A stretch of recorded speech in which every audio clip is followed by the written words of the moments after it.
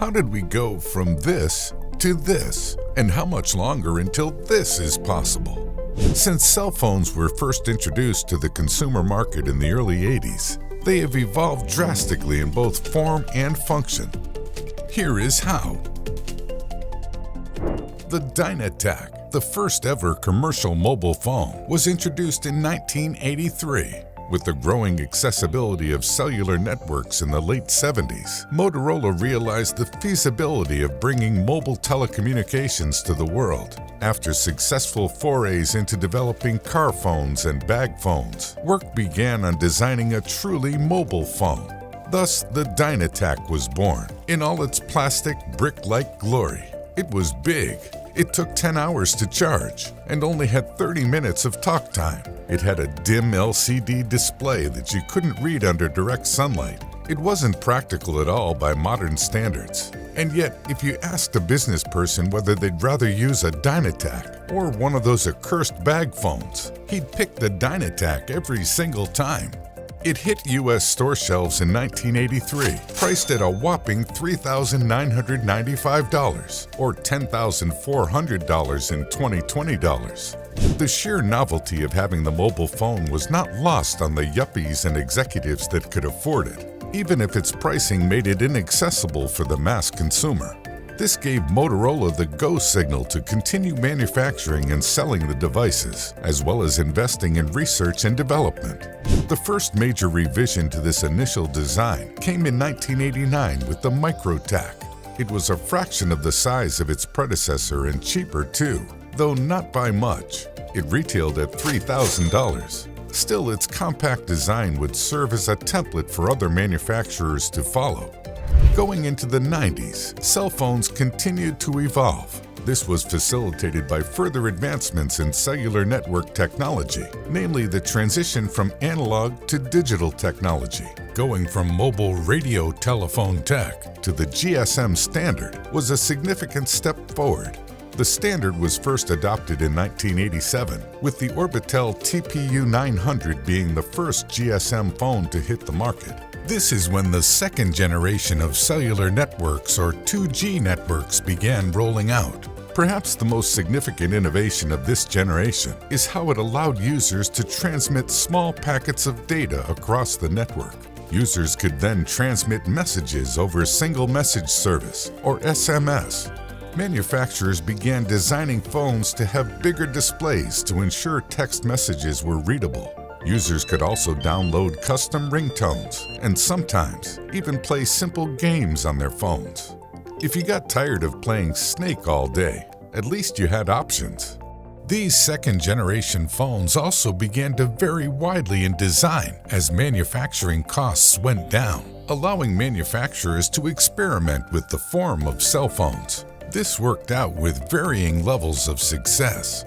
Continuing in the 2000s, the leap from 2G to 2.75G wireless networks led to improvements in speed. Starting at GSM 64 kilobytes per second, speeds of the second generation range from GPRS's 114 kbps all the way to Edge's 384 kbps maximum speed. Each improvement in speed allowed the transfer of more information over the network. Now users could send each other music, photos, and even video. This improvement paved the way for the introduction of the smartphone. These were devices that did more than just call and text. You could take photos on them, listen to music, watch movies, play games, and even connect to the internet using proprietary apps. Blackberries, Sidekicks, N95s. When looking at devices from this time, it can be startling to see just how familiar they still feel and how much manufacturers got it right with the designs and features they offered. In 2007, nearing the end of the second generation, a new company threw its hat into the ring of cell phone manufacturing, Apple. Previously known for its innovations in the computing industry, the company now unveiled a phone, not just any phone, the iPhone. While touchscreen phones had existed in some capacity before, none were quite as usable as the iPhone. Clearly, their expertise in optimizing user experience paid off. The iPhone went on to take over the entire smartphone industry. The next generation of cellular networks facilitated an even greater leap forward for cell phones. With the rise of 3G, cell phones gained better access to the internet. This is when phones started to truly resemble computers. Things like video streaming and video calling began to grow in popularity during this time, even though they were still emerging technologies. By popular demand, Apple unveiled the App Store, where developers could publish and sell applications. Clients included social media companies, game developers, and so much more. The possibilities were and still are endless. Google's Android operating system also started growing in popularity around this time, giving other phone manufacturers the capability to compete with Apple in the burgeoning smartphone market.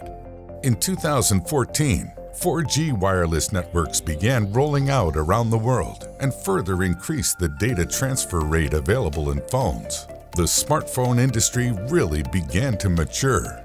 Phone design stopped varying as much, with most phones resembling some variation of the original iPhone design. Companies like BlackBerry tried to cling on to relevance with their QWERTY keyboards, even if they stopped being a novelty and started becoming a hindrance. Thanks to the availability of responsive, capacitive touchscreens, consumers began gravitating towards phones with bigger, higher quality displays. During this time, manufacturing giants such as Qualcomm and Samsung started their ascent into becoming the global players they are today. Today, the smartphone industry is in an interesting spot. There's something for everyone now, with different manufacturers highlighting different features on their flagship devices. Love taking pictures and hate bloatware? Google has you covered with their Pixel lineup. What if you want a lot of options for lenses, as well as a high-quality audio solution in one device? LG's now retired V lineup commonly featured 4-camera systems, as well as a high-quality digital-to-analog converter during a time when manufacturers started phasing out the headphone jack. Just like in the days of yore, manufacturers are using the high-end luxury market to competitively test new technologies. 2019 saw the introduction of phones with folding displays, starting with the Royal FlexPi. Samsung also unveiled the Galaxy Fold to mixed reception during this time. And in 2021, its refined version became the foldable phone to beat. Somewhat fittingly, one of the manufacturers trying their luck in the folding screen arena is Motorola. They released a refreshed version of the Razr in 2020. Just like its predecessor, it's a flip phone, only this time the interior of the phone is all screen, a perfect marriage of old and new designs. With 5G currently being rolled out and 6G reportedly in the works, manufacturers will definitely take advantage of these exponentially faster speeds. Phones of the future could be equipped with holographic displays, flexible frames, and use sustainable methods of charging, such as kinetic energy. AI could also turn your phone into a proactive executive assistant, organizing your time and anticipating your needs.